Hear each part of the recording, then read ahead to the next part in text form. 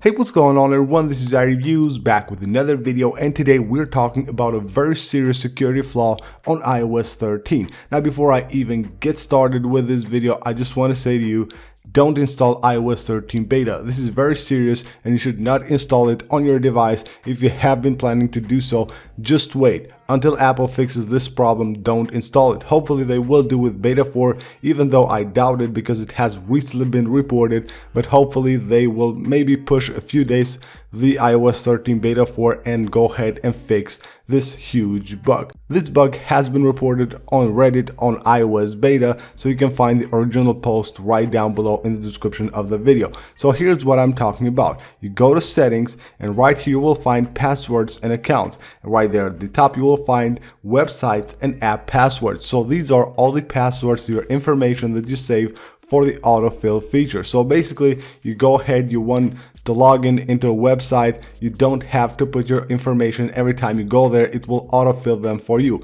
and all of those informations will be saved right here. So your accounts, your passwords, all that. Of course, to access this you will need to use Face ID or Touch ID, any of the security systems, to go ahead and access all those accounts and passwords. But with this bug, you don't have to use them. You can go ahead and access them very easily. So you can see right here it's asking for Face ID. So all you gotta do is just go ahead and tap right there. Just keep tapping like that. If it asks for Face ID, just click cancel right there. Just go ahead, tap just like that, and as you can see it's still asking for Face ID, but I got in. So here are all the passwords that I have saved here, and I can go ahead and have access to this. You can see I can edit this, I can change anything I want here. I can go ahead, change the password on the website. I can airdrop this to anyone.